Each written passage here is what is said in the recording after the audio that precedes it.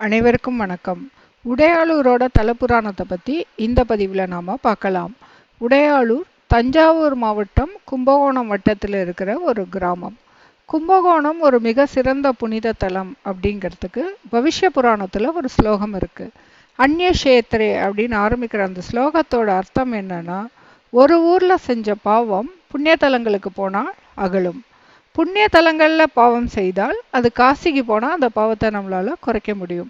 காசியில் பாவம் செய்தால் கும்பகோணத்தில் குன்றிவிடும். கும்பகோணத்திலேயே பாவம் செஞ்சால் அது கும்பகோணத்தில் மட்டும்தான் அந்த பாவத்தை நம்மளால் அழிக்க முடியும். இந்த ஸ்லோகத்தோட அர்த்தம் என்னன்னா, காசி ஒரு மிக சிறந்த புனித தலம். அந்த காசிக்கு நிகரான புனித தலம் தான் கும்பகோணம். இப்பேற்பட்ட புனித தலமான கும்பகோணத்தில் இருக்கிற ஊர் தான் உடையாளூர். உடையாளூர் மய நிர்மாண விதிப்படி அமைக்கப்பட்ட ஒரு ஊர். மய நிர்மாண விதினா என்ன? அந்த காலத்தில் தவம் செஞ்ச மாமுனிவர்கள் பொதுமக்கள் சந்தோஷமாக இருக்கணுங்கிறதுக்காக அவர்கள் வாழும் கிராமமோ நகரமோ எப்படி வடிவமைக்கப்பட வேண்டும்ங்கிறதுக்காக சிற்ப சாஸ்திர நூல்களை எழுதினார்கள். சிற்பக்கலை தெரிஞ்ச சிற்பிகள் அந்த நூலை படிச்சுட்டு தான் ஒரு கிராமத்தையோ ஒரு நகரத்தையோ உருவாக்கினார்கள்.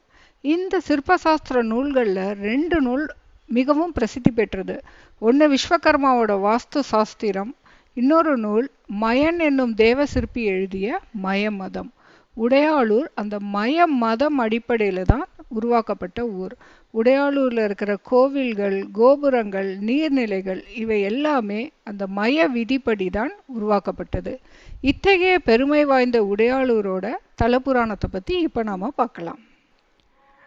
உடையாளூரோட தல வரலாறு அங்கு இருக்கிற கைலாசநாதர் கோவிலில் விரிவாக எழுதப்பட்டு ஓவியமாகவும் வரையப்பட்டிருக்கு. காங்கேயபுரம் என்னும் உடையாளூரோட ஸ்தல வரலாறு என்ன? சிவபெருமான் பார்வதி தேவிக்கு பிரம்ம தத்துவத்தை உபதேசம் பண்ணுற வேளையில் முருகப்பெருமான் அங்கே வராரு. அந்த ஞான உபதேசத்துக்கு முருகப்பெருமான் இடையூறு விளைவிச்சதுனால சிவபெருமான் முருகனை பூலோகத்தில் போய் தவம் செய்கிறபடி ஒரு சாபம் கொடுக்குறாரு. இதனால முருகனுக்கு சிவ அபராத தோஷம் உண்டாகிறது. முருகப்பெருமான் சிவனோட வாக்கிற்கிணங்க பூலோகம் வந்து உடையாளூரில் ஒரு வில்வ மரத்து கீழே தவம் செய்கிறாரு. அப்போ அவருக்கு ஒரு அசரீரி வாக்கு கேட்கறது. அதாவது ஒரு தீர்த்தம், குமார தீர்த்தம் உருவாக்கணும் அப்படின்னு சொல்லி அந்த அசரீரி வாக்கின்படி முருகப்பெருமான் தன்னுடைய வேளால பூமியில குத்தி ஒரு குளம் உண்டாக்குறாரு. அந்த முருகன் உருவாக்கிய தீர்த்தம்தான், குமாரன் உருவாக்கிய தீர்த்தம்தான் குமார தீர்த்தம். தசரதருடைய தந்தை ராமரின் தாத்தாவான அஜ மகாராஜ் தன்னுடைய முன்ஜென்ம வினையினால குஷ்டரோகம் வந்து அந்த நோய்க்கான தீர்வு தெரியாம வருத்தத்தில் இருந்தார். அவர் தன்னுடைய குலகுருவான வசிஷ்டர்கிட்ட இந்த நோய்க்கு தீர்வு என்ன அப்படின்னு கேட்கும் பொழுது வசிஷ்டர் அவரை குமார தீர்த்தம் சென்று நீராடுக அப்படின்னு சொல்வார். வசிஷ்டரின் வாக்கு இருக்கினங்க அஜமகாராஜ் உடையாளூர் வந்து குமார தீர்த்தத்தில் நீராடுவார். அதன் பிறகும் தன்னுடைய நோய் தீராததுனால கவலையில் இருக்கும் பொழுது அவருக்கு அசரீரி வாக்கு கேட்கும், காமதேனுவை வணங்கணும்னு சொல்லி. அஜமகாராஜ் காமதேனுவை வழிபட காமதேனு குமார தீர்த்தத்தில் உள்ள நீரை உறிஞ்சி அந்த குளத்தை தன்னுடைய பாலால் நிரப்பிடும். பிறகு அஜமகாராஜ் அந்த பால் குளத்தில் நீராடி அங்குள்ள கைலாசநாதரை வழிபடுவார். இந்த கைலாசநாதர் அஜமகாராஜுக்கு திருநீறு அணிவிக்க அவருடைய குஷ்டரோகம் நீங்கிவிடும். இத்தனை நிகழ்வும் நடந்த புண்ணிய தலம்தான் உடையாளூர்.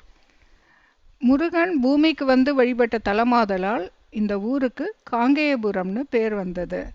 முருகன் வெட்டிய குமார தீர்த்தத்தை காமதேனு தன்னுடைய பாலால் நிரப்பினதுனால அது பால்குளம்னு அழைக்கப்பட்டது. அந்த பால்குளத்தின் கரையிலிருந்து ஆட்சி செய்பவள் தான் பால்குளத்தி அம்மன். அஜமகாராஜா வழிபட்ட கைலாசநாதரை பற்றி வரும் பதிவில் நான் சொல்கிறேன். அந்த கைலாசநாதரை அனைவரும் வாழ்வாங்க வாழ வேண்டி இந்த பதிவை நான் முடிக்கிறேன். மீண்டும் பேசலாம்.